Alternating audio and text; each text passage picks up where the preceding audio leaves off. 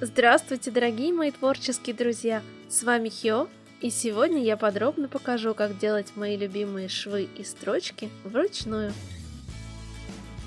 Для наглядности я возьму вот такую трикотажную ткань, чтобы было видно, как швы влияют на ее эластичность. Трикотаж шить сложнее всего, поэтому на нем будет видно все минусы и плюсы швов. Шить я буду крупными контрастными нитями ирис. Для ровных строчек начерчу вспомогательные линии, например, меловой ручкой.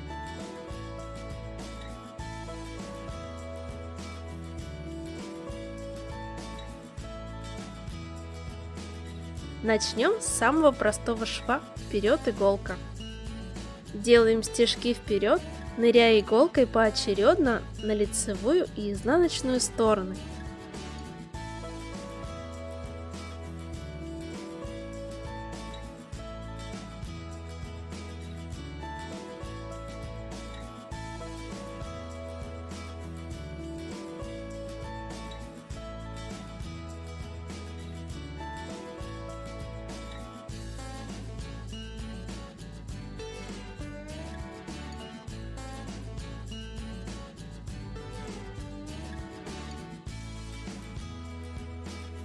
Получается вот такой пунктир. Сам шов не эластичный. Эта строчка обычно применяется для сметывания, то есть временной фиксации того, что потом нужно сшить, а также для того, чтобы присборить ткань в складочке.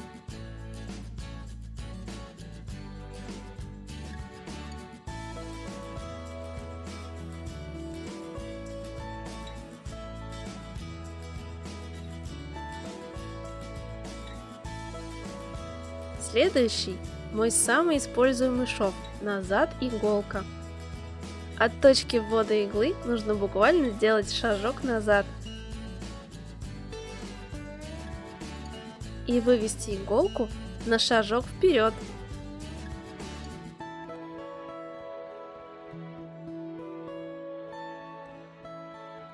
Затем опять возвращаемся назад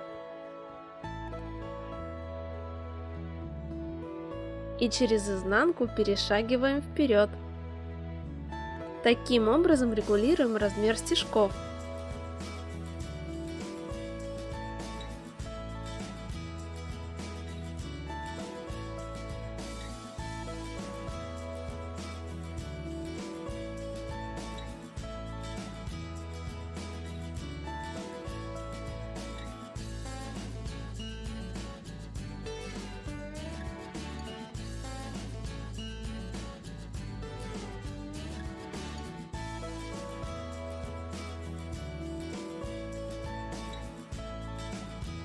Этот шов тоже не эластичный, и нити на него уходят в 2 раза больше, чем на предыдущий. С лицевой стороны он выглядит как машинная строчка. Но вот с изнанки все эти протяжки смотрятся не очень аккуратно, поэтому я использую его там, где не видно изнаночной стороны. Ну а если понадобится прошить что-нибудь с видимой изнанкой, отлично подойдет шов, имитирующий машинную строчку. Для наглядности я возьму 2 нити разных цветов, но можно взять и одну.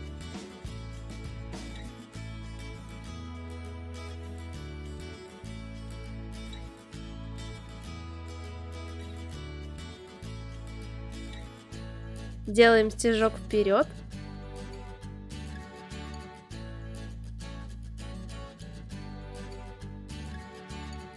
Затем захватываем изнаночную нить в петлю лицевой нитью.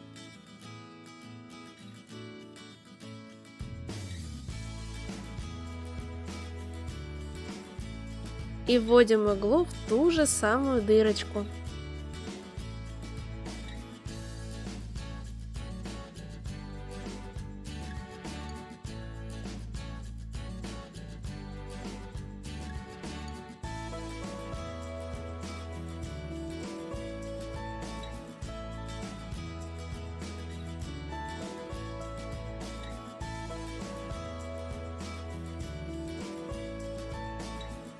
Если натянуть лицевую нить, то изнаночная будет видна снаружи, создавая видимую перемычку.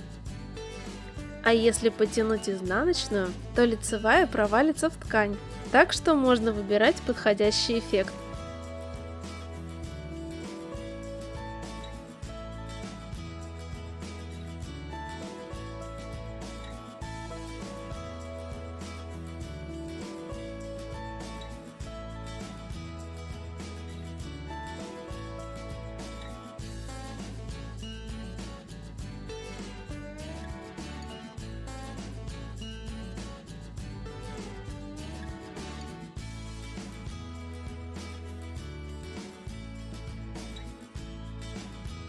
А также можно выводить иглу не из той же дырочки, а чуть-чуть отступив.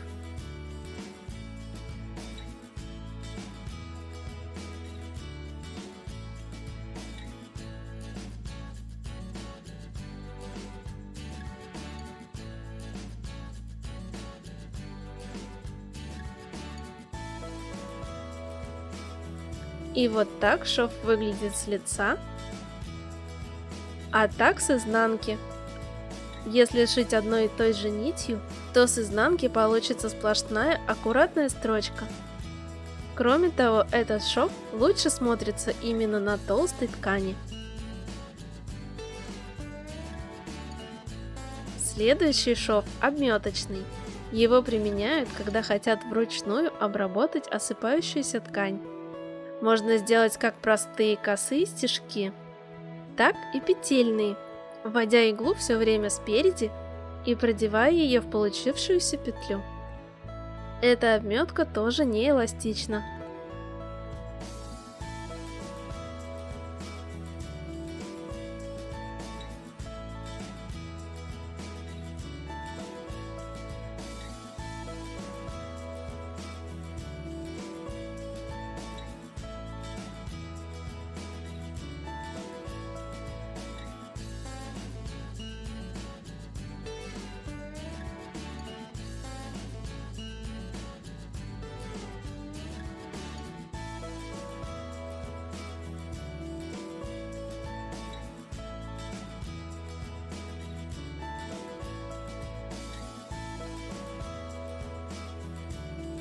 Если вы хотите сшить полотна по лицевой стороне, подойдет потайной шов. Он похож на шов вперед иголка, только прошиваем стежками как бы по изнанке.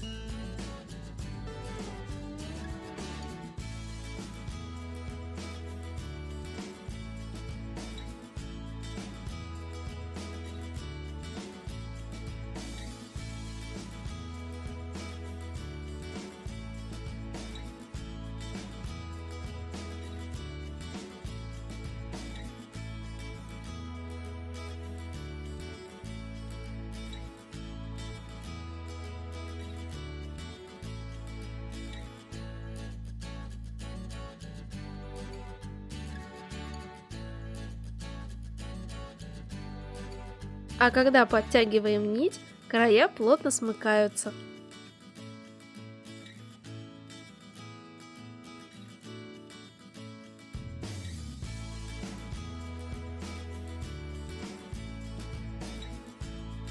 Чем мельче стежки, тем незаметнее шов. Этот шов используется, например, когда нужно зашить отверстие для выворачивания.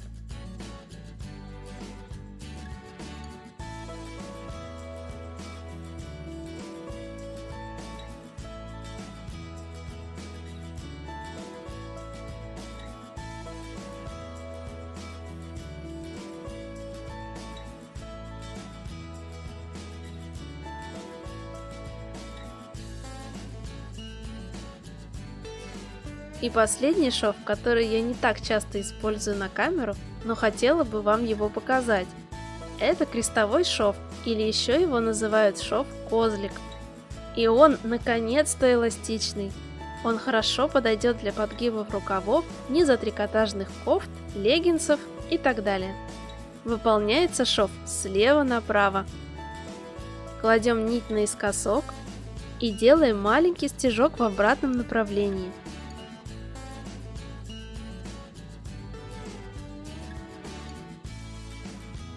Затем кладем нить под углом и такой же стежок делаем на подгибе.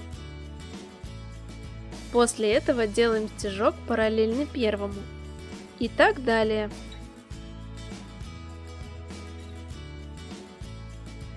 Можно прошивать как один слой подгиба, так и подгиб насквозь до лицевой стороны.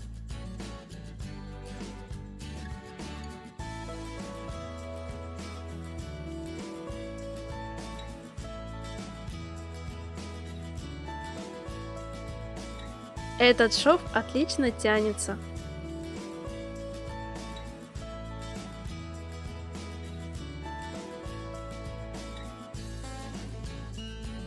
А если использовать нить в цвет ткани, то он станет почти незаметным.